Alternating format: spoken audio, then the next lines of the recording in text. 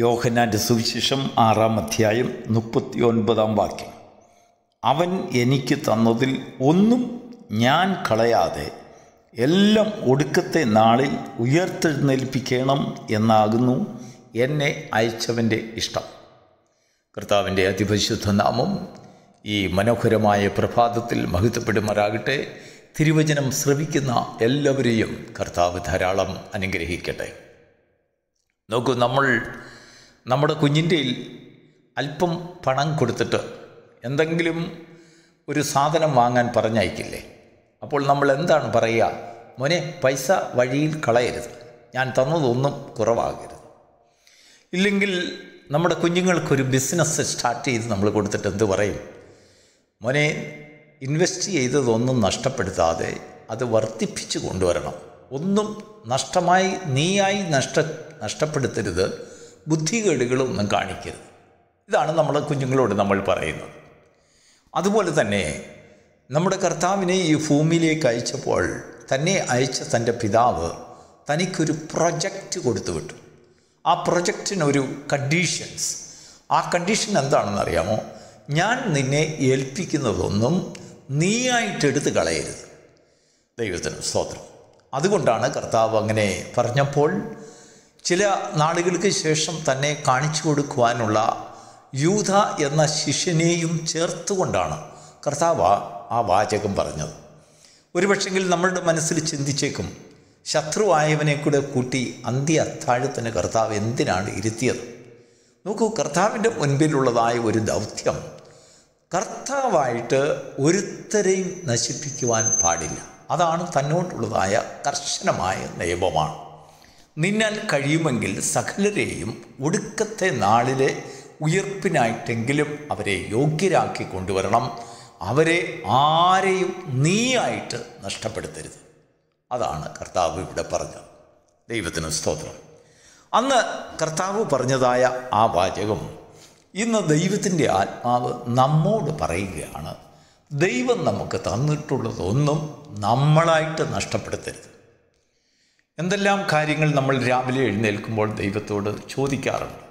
ഭൗതിക നന്മകൾ ചോദിക്കുന്നു, ആത്മീക നന്മകൾ ചോദിക്കുന്നു, ഭവനം ചോദിക്കുന്നു, നാം അല്ലെങ്കിൽ ഒരു ജോലി ചോദിക്കുന്നു, നമ്മുടെ കുഞ്ഞുങ്ങളുടെ വിദ്യാഭ്യാസത്തെക്കുറിച്ച് ദൈവത്തോട് പലത് ചോദിക്കുന്നു, വസ്ത്രങ്ങൾ ചോദിക്കുന്നു, അനേക സാമ്പത്തിക നന്മകളെക്കുറിച്ച് നാം ദൈവത്തോട് സംസാരിക്കുന്നു, രോഗസൗഖ്യം ദൈവത്തോട് ചോദിക്കുന്നു, പല നന്മകൾ നാം ദൈവത്തിൽ നിന്ന് പ്രാപിക്കുവാൻ നാം ആഗ്രഹിക്കുന്നു. നമ്മെ ഉപദ്രവിക്കുന്നവരെക്കുറിച്ച് പലരെക്കുറിച്ചും കർത്താവിനോട് നമ്മൾ സംസാരിക്കുന്നു. ശത്രുക്കളായവരെക്കുറിച്ച് ദൈവത്തിൻ്റെ കരത്തിൽ അത് കൊടുക്കുന്നു എന്ന് വേണ്ട. ദൈവം നമ്മുടെ അപേക്ഷകൾ കേട്ട് പല കാര്യങ്ങൾ ദൈവം നമ്മെ വിശ്വസ്തയോടെ ഏൽപ്പിക്കും. ഈ വിശ്വസ്തയോടെ ഏൽപ്പിക്കുന്ന കൂട്ടത്തിൽ ദൈവത്തിൻ്റെ ആത്മാവ് ഇന്ന് ഈ പ്രഭാതത്തിൽ ബോധിപ്പിക്കുന്നത് നമ്മെ പല പരിഹാസികളെ ഏൽപ്പിക്കും, പല ബുദ്ധികെട്ടവരെ ഏൽപ്പിക്കും, ഉപദ്രവകാരികളെ ഏൽപ്പിക്കും, നമ്മെ അപമാനിക്കുന്നവരെ ഏൽപ്പിക്കും, നമ്മെ നഷ്ടപ്പെടുത്തുന്നവരെ ഏൽപ്പിക്കും. എന്നാൽ ദൈവത്തിൻ്റെ കർശനമായ കൽപ്പന, നീയായിട്ട് അവരെ ആരെയും നഷ്ടപ്പെടുത്തിക്കൂടാ. ദൈവത്തിന് സ്തോത്രം. നോക്കൂ, നമ്മുടെ ജീവിതത്തിൽ നമുക്ക് സമാധാനമില്ല എങ്കിൽ, നമ്മുടെ ഭൗമിക ജീവിതത്തിൽ, ഈ ഐഹിക ജീവിതത്തിൽ നമ്മൾ പലപ്പോഴും പല കാര്യങ്ങളിലും ഇടപെട്ടിട്ട് ചിലപ്പോൾ ചില ബിസിനസ്സുകൾ ചെയ്തു, ജോലി ചെയ്തു, ചിലരുടെ നിന്നൊക്കെ കടം വാങ്ങി, ലോണുകൾ എടുത്തു, നിവൃത്തിയില്ലാതെ വരുന്നൊന്നേ എന്താണ് ചെയ്യുക? നമ്മൾ ആത്മഹത്യക്ക് വേണ്ടി പോകും. ഇല്ലെങ്കിൽ നമ്മുടെ കുടുംബ ജീവിതത്തിൽ നമുക്ക് സമാധാനമില്ല എങ്കിൽ, ഭാര്യയും ഭർത്താവും തമ്മിലുള്ളതായ ആ വൈഷമ്യങ്ങളെയും ബന്ധങ്ങളെയും അല്ലെങ്കിൽ അനേക പ്രയാസങ്ങളെയും ഒക്കെ കണക്കിലെടുത്തുകൊണ്ട് ഒടുവിൽ മനുഷ്യൻ ആത്മഹത്യയിലേക്ക് പോകുന്നു, ഇല്ലെങ്കിൽ വേർപിരിഞ്ഞ് ജീവിക്കുന്നു. കുഞ്ഞുങ്ങളുമായിട്ടുള്ള ബന്ധത്തിൽ പലപ്പോഴും കുഞ്ഞുങ്ങൾ നമ്മെ അനുസരിക്കാത്തത് കൊണ്ട് നമ്മൾ പല കടുംകൈകളും പ്രവർത്തിക്കുന്നു. അങ്ങനെ നമ്മളായിട്ടും നഷ്ടപ്പെടുത്തുന്നതായ അനേക കാര്യങ്ങളുണ്ട്. നമ്മൾ പലപ്പോഴും ദൈവത്തോട് ഉപവസിച്ച് പ്രാർത്ഥിച്ച് വാങ്ങിച്ച ഭൗമിക നന്മകൾ നമ്മൾ തന്നെ നഷ്ടപ്പെടുത്തുന്നുണ്ട്. നമ്മൾ ദൈവത്തിൻ്റെ കയ്യിൽ നിന്ന് ചോദിച്ചു വാങ്ങിയ അനേക ആരോഗ്യ കാര്യങ്ങൾ അല്ലെങ്കിൽ നമ്മുടെ ശാരീരിക വിഷയങ്ങളിൽ നമ്മൾ തന്നെ അതിനെ വ്രണപ്പെടുത്തുന്നു, നമ്മൾ അതിനെ നശിപ്പിക്കുന്നു. നമ്മൾ പല പ്രാവശ്യം ഉപവസിച്ചും പ്രാർത്ഥിച്ചും സുവിശേഷം കിട്ടും ഒക്കെ നമ്മൾ പല ത്യാഗങ്ങളിൽ കൂടെ നേടിയെടുത്തതായ രക്ഷയുടെ അനുഭവം, വിശ്വാസ ജീവിതത്തിൻ്റെ ശ്രേഷ്ഠത, ദൈവത്തോടുള്ളതായ ബന്ധം നമ്മൾ തന്നെ ചില നിസ്സാര കാര്യങ്ങളിൽ ഇടപെട്ട് അതിനെ നഷ്ടപ്പെടുത്തുന്നു. ദൈവത്തിന് സ്തോത്രം. ദൈവം തന്നതായ നന്മകൾ പലതും നമ്മുടെ നാവിൻ്റെ കൺട്രോളിങ് ഇല്ലാത്തതിനാൽ നാം അയോഗ്യമായി സംസാരിച്ച് നഷ്ടപ്പെടുത്തുന്നു. നമുക്കെതിരായി സംസാരിക്കുന്നവരോട് നാം എതിരിടാൻ പോയി നമ്മുടെ സമാധാനം നമ്മൾ തന്നെ എടുത്തു കളയുന്നു. നമുക്ക് ദൈവം തന്നിരിക്കുന്നതായ അനേക നന്മകളിൽ നാം തന്നെ അത് വൃത്തികേടാക്കി മാറ്റുന്നു. ദൈവം തന്നിരിക്കുന്നതായ സൗന്ദര്യത്തെ നമ്മുടെ അധിക പ്രസംഗങ്ങൾ കൊണ്ട് പലപ്പോഴും നമ്മൾ അതിനെ വിരൂപമാക്കി കളയുന്നു. ലോകരുടെ മുൻപിൽ നാം പഴിക്കപ്പെട്ടവരായി മാറും. ദൈവത്തിന് സ്തോത്രം. ഇതെല്ലാം കൂടെ ചേർത്തും കൊണ്ട് ദൈവത്തിൻ്റെ ആത്മാവ് ഈ പ്രഭാതത്തിൽ നമ്മോട് സംസാരിക്കുന്നതായ ദൈവത്തിൻ്റെ വചനം, ഞാൻ നിനക്ക് തന്നതിൽ ഒന്നും നീയായിട്ട് നഷ്ടപ്പെടുത്തരുത്. ഭൗമിക ജീവിതത്തിൽ ആത്മഹത്യ ഉണ്ടെങ്കിൽ ആത്മീക ജീവിതത്തിലും ആത്മഹത്യകളുണ്ട്. നോക്കൂ, ഭൗമിക ജീവിതത്തിൽ നമുക്ക് നിക്കക്കള്ളിയില്ലാതെ നമ്മുടെ ആത്മാവിനെ, ശരീരത്തെ നശിപ്പിച്ച് കളയും.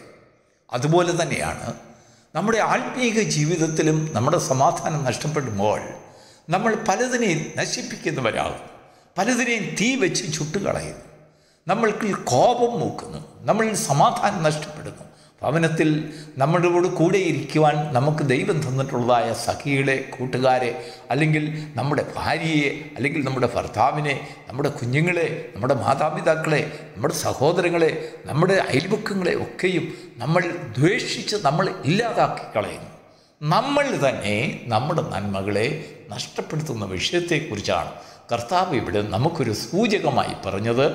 എന്നെ എൻ്റെ പിതാവ് അയച്ചപ്പോൾ എനിക്ക് കർശനമായ ഒരു ഓർഡർ തന്നു, നീയായിട്ട് ഞാൻ നിന്നെ ഏൽപ്പിച്ചിട്ടുള്ളതിനെ ഒന്നും നഷ്ടപ്പെടുത്തി കളയരുത്. പിന്നെന്ത് ചെയ്യണം? അവസാന നാളത്തെ ഉയിർപ്പിനായിട്ട് അവരെ യോഗ്യരാക്കി കൊണ്ടുവരണം. നിനക്കെതിരായി പ്രവർത്തിക്കുന്നവരോടും നിൻ്റെ സ്നേഹത്തെ നീ കാണിക്കണം. നിന്നെ അപമാനിക്കുന്നവരോടും നിൻ്റെ സ്നേഹത്തെ നീ കാണിക്കണം. നിന്നെ ഉപദ്രവിക്കുന്നവരോടും നിൻ്റെ സ്നേഹത്തെ നിനക്ക് കാണിക്കണം. നിനക്ക് നഷ്ടമാകുന്നതായ വഴികളെ നീ തിരഞ്ഞെടുത്ത് എന്തുകൊണ്ടാണ് ആ നഷ്ടം സംഭവിക്കുന്നതെന്ന് കണ്ടുപിടിച്ച് നഷ്ടത്തിൽ നിന്ന് നീ കരകയറണം. ദൈവത്തെയും നിന്നെയും തമ്മിൽ അകൽച്ച സംഭവിപ്പിക്കുന്നതായ വിഷയങ്ങൾ എന്തെന്ന് കണ്ടുപിടിച്ച് അതിനുതകുന്നത്, അല്ലെങ്കിൽ അതിലേക്ക് ആ അകൽച്ചയിലേക്ക് നിന്നെ നയിക്കുന്നതായ ആ കാര്യങ്ങളിൽ നിന്ന് നീ വിടുതൽ പ്രാപിക്കണം. വിടുതൽ പ്രാപിച്ചിട്ട് എന്താണ് ചെയ്യേണ്ടതെന്നറിയാമോ? അവരെ കർത്താവിങ്കിലേക്ക് അടുപ്പിക്കുന്നതായ വഴിയെ എങ്ങനെയെന്ന് നീ കണ്ടുപിടിക്കണം. ദൈവത്തിന് സ്തോത്രം. നോക്കൂ, കർത്താവിനെ കാണിച്ചു കൊടുക്കുന്ന യൂദയെ അവസാന രാത്രിയിലെ അന്ത്യ അത്താഴം വരെ കർത്താവ് കൊണ്ടു നടന്നു. അവനെ വിളിച്ച നാൾ മുതൽ കർത്താവിനറിയാം, ഇവൻ എൻ്റെ അന്തകനായിട്ട് മാറുന്നവനാണ്. നമ്മുടെ ഒരു കൂട്ടുകെട്ടിൽ, നമ്മുടെ ഭവനത്തിൽ ഒരു ശത്രു ഉണ്ടെങ്കിൽ നമ്മളെന്താണ് ചെയ്യുക? നോക്കൂ, ആ യൂദയെ ദൈവമാണ് അവൻ്റെ കയ്യിൽ, അവൻ്റെ പിതാവാണ് അവൻ്റെ കയ്യിൽ കൊടുത്തത്. ഒരു ദിവസം 2-3 വർഷത്തെ ആ ശുശ്രൂഷയ്ക്ക് ശേഷം ഒരു ദിവസം ദൈവത്തിൻ്റെ സാന്നിധ്യം യൂദയിൽ നിന്ന് പിതാവ് എടുത്തു മാറ്റി അവനിലേക്ക് പിശാചിനെ കൊണ്ടുവന്ന് ആ പിശാച് അവനിൽ സാത്താൻ കടന്നതിന് ശേഷം തൻ്റെ പുത്രനെ കാണിച്ചു കൊടുക്കുവാൻ വചനത്തിൻ്റെ ആ പൂർത്തീകരണം നടക്കുന്നതിന് വേണ്ടി യേശുവിൻ്റെ കൂടെ നടന്ന ഒരു വ്യക്തിയെ പിതാവ് തിരഞ്ഞെടുത്തു. ദൈവത്തിന് സ്തോത്രം. നമ്മുടെ ചിന്തയിൽ എത്ര വലിയ ചതിവായിരിക്കും നമ്മുടെ ദൃഷ്ടിയിൽ. പക്ഷെങ്കിൽ ആ പുത്രൻ അവനെ തിരിച്ചറിഞ്ഞിട്ടും, അവൻ എനിക്ക് ഉപദ്രവം ചെയ്യുവാൻ പോകുന്നവനെന്ന് തിരിച്ചറിഞ്ഞിട്ടും അവൻ്റെ കയ്യിൽ പണസഞ്ചിയും കൂടെ അവനെ ഏൽപ്പിച്ചു. പണത്തിൻ്റെ ആഗ്രഹത്തെ കർത്താവ് അറിഞ്ഞു. അവനെ അങ്ങനെയും നേടുവാൻ കർത്താവ് വളരെയധികം താല്പര്യപ്പെട്ടു. നോക്കൂ, അവർ സഞ്ചരിച്ചിടത്തൊക്കെയും പണസഞ്ചി യൂദയുടെ കയ്യിൽ കർത്താവ് കൊടുത്തു. കാരണം ഇവൻ പണത്തിന് വേണ്ടി മരിക്കുന്നവനാണെന്ന് യേശുവിന് മനസ്സിലായി. ഈ പണസഞ്ചി അവൻ്റെ കയ്യിൽ ഉണ്ടായിരുന്നിട്ടെങ്കിലും അവൻ ഏതെങ്കിലും രീതിയിൽ രക്ഷപ്പെടുന്നെങ്കിൽ രക്ഷപ്പെടട്ടെ എന്നുള്ളതായ എല്ലാ ഓപ്ഷൻസും കർത്താവ് തുറന്നിട്ട് കൊടുത്തു. കാരണം അവൻ്റെ ഉദ്ദേശം അവൻ നഷ്ടപ്പെട്ടുകൂടാ. അവനായിട്ട് കർത്താവായിട്ട് അവനെ തള്ളിക്കളയരുത്. നോക്കൂ, പത്രോസ് യേശുവിനെ തള്ളിപ്പറയുമെന്ന് കർത്താവിന് നന്നായിട്ട് അറിയാം. യേശുവിന് നന്നായിട്ട് അറിയാം. കർത്താവിന് വേണ്ടി, യേശുവിന് വേണ്ടി ജീവൻ കൊടുക്കുവാൻ തയ്യാറാണെന്ന് പത്രോസ് ശപഥം ചെയ്തപ്പോൾ പത്രോസിനോട് കർത്താവ് എന്താണ് പറഞ്ഞത്? പത്രോസേ, ഇന്ന് രാത്രിയിൽ ഈ വെളുപ്പിന് കോഴി കൂകുന്നതിന് മുൻപ് നീ എന്നെ 3 പ്രാവശ്യം തള്ളിപ്പറയും. എങ്ങനെയാണ് തള്ളിപ്പറയുന്നത്? എനിക്ക് ആ മനുഷ്യനുമായി യാതൊരു ബന്ധവുമില്ല, അവനെ ഞാൻ അറിയുന്നില്ല, അവനുമായി ഞാൻ സംസാരിച്ചിട്ടില്ല. അവിടെ ഇരുന്ന ജനങ്ങളെല്ലാം അവനോട് പറയുന്നുണ്ട്, നിൻ്റെ ഉച്ചാരണം നീ അവനോടുകൂടെ ഉള്ളവനായിരുന്നു എന്ന് സ്പഷ്ടമായിട്ട് വെളിപ്പെടുത്തുന്നില്ലേ?